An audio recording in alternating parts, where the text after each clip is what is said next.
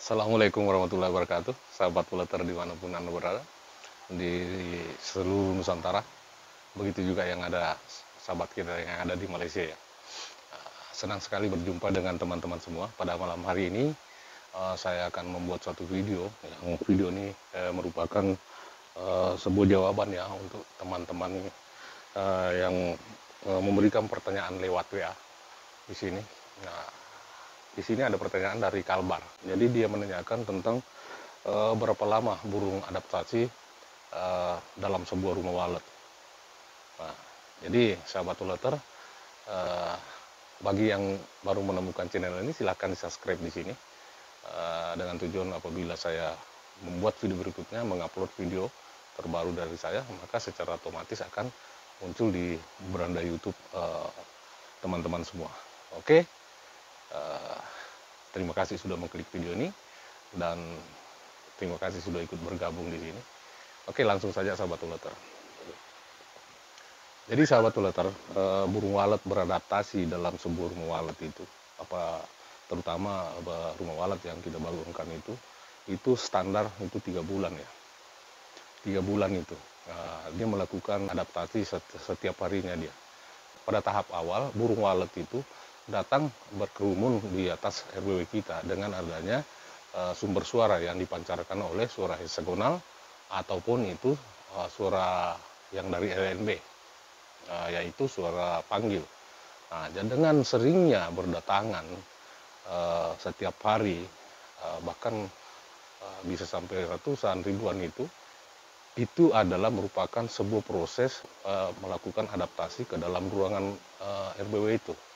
Jadi dia lakukan tiap hari itu keluar masuk ke dalam lubang LNW dan selanjutnya menelusuri ruangan-ruangan yang ada di dalam itu merupakan sebuah proses untuk adaptasi, untuk menyesuaikan di lingkungan yang baru itu. Nah, lalu burung yang mana yang kita harus kita tarik sebenarnya untuk menginap dalam rumah walet kita? Yaitu adalah burung yang masih anakan dan yang naik remaja itu. Nah, kalau untuk yang burung yang sudah tua, kecil kemungkinan kita bisa menarik karena memang ikatan burung walet besar itu di rumah waletnya sendiri itu sangat kuat sekali. Jadi sangat susah untuk kita tarik untuk masuk ke dalam RBW kita. Peluangnya hanya pada anak-anak burung dan burung birahi.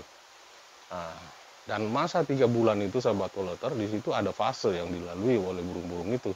Yang pertama fase yang tadi itu, burung datang berkerumun, terus ada juga yang tidak masuk dalam LNB itu, tapi itu memang merupakan sebuah proses. Mungkin hari ini tidak bisa masuk ke dalam LNB, hanya berputar, mungkin hari-hari berikutnya dia akan masuk, selanjutnya masuk ke dalam.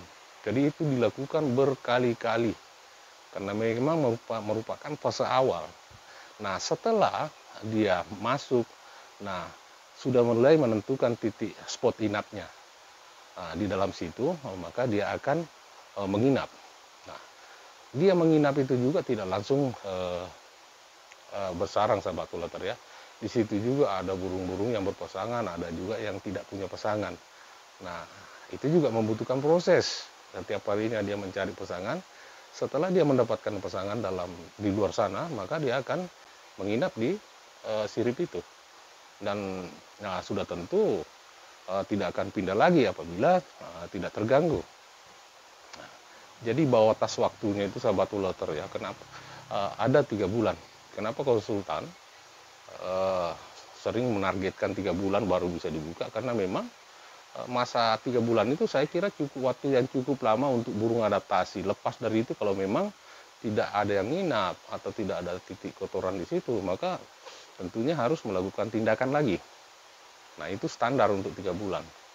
Nah, selanjutnya setelah dia menginap, mungkin beberapa bulan kemudian, bulan keempat misalnya sudah mungkin menorehkan liurnya ke papan sirip itu.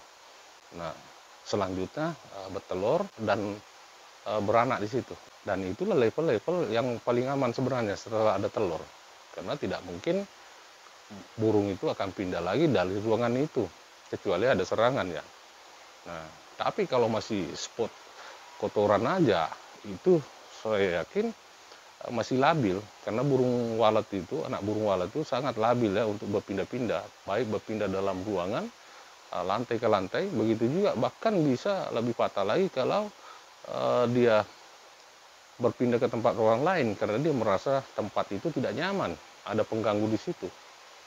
Jadi sahabat uleter, eh, mempelajari perilaku burung walet itu sebenarnya itu tidak terlalu susah ya. Yang penting kita bisa sabar, dan juga di sini memang dibutuhkan kesabaran tingkat tinggi ya. Nah, makanya saya bilang bahwa 3 bulan itu kita betul-betul harus menahan diri, menjaga jangan sampai ada gangguan di luar RBW itu, gangguan eksternalnya seperti aktivitas yang berlebihan, terlalu ribut, hindari dulu selama 3 bulan nih. Nah, begitu juga di internalnya, jangan sampai ada predator. Kita pastikan memang sebelum menutup itu sudah steril. Nah, termasuk juga menahan diri sebagai pemilik RBW itu ya, kita jangan sampai untuk membunuh rasa penasaran kita itu kita masuk sebelum waktunya. Maka saya kira fase yang ada di dalam itu bisa terputus, ya, bisa terjadi gagal nginap.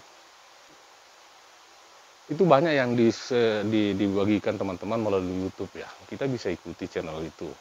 Banyak yang dibagikan oleh senior-senior kita, bagaimana cara menginapkan burung walet itu kita bisa ikuti. Ada juga yang mengatakan begini, saya mau mengikut saja hanya channel yang banyak subscribernya, karena dia menganggap bahwa yang punya banyak subscriber itu berilmu tinggi. Tidak seperti itu sahabat uleter ya, tapi ya semoga saja yang banyak subscribernya itu memiliki juga ilmu tinggi, ya sangat bagus. Tapi itu tidak bisa dijadikan indikator bahwa tingginya subscriber itu adalah begitu juga tingginya ilmu seseorang. Tidak sahabat uleter ya. Antara dunia YouTube dengan walet itu beda, ilmu YouTube dengan budidaya walet itu beda. Hanya saja dengan melalui platform YouTube ini kita bisa mengupload aktivitas kita, kegiatan kita untuk dipublikasikan. Tidak berarti bahwa dengan banyaknya subscriber itu menandakan bahwa punya ilmu yang cukup. Belum tentu sahabat uleter ya. Tidak seperti itu. Jadi sebenarnya ini pola pikir juga harus dirubah di sini. Jadi kita bisa belajar kepada seseorang itu dengan mempelajari sejauh mana perkembangan ilmu yang diterapkan pada RB orang lain. Begitu juga di RB pribadinya. Seperti itu.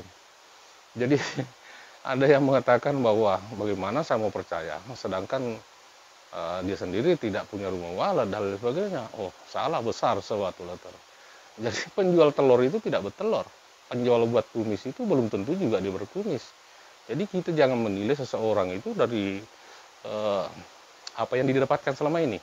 Saran saya kepada teman-teman yang pemula, jangan pernah berhenti belajar. Itu, jangan pernah berhenti belajar. Itu banyak itu senior-senior kita yang masih bisa kita ikuti channelnya. Saya sendiri sering mengikuti channel ada orang-orang yang mohon maaf subscribernya di bawah 100. Tapi saya percaya sekali sama dia bahwa memang dia bisa. Ya, jadi dia mungkin subscribernya di bawah 100 karena dia baru, tapi soal ilmu mungkin saya tidak ada apa-apanya. Jadi saya kira cukup sekian video ini sahabat uleter ya. Mudah-mudahan apa yang saya sampaikan di video ini bisa dipahami oleh si penanya tadi. Oke, cukup sekian video ini. Semoga video ini bisa memberi manfaat. Assalamualaikum warahmatullahi wabarakatuh. Salam satu hobi.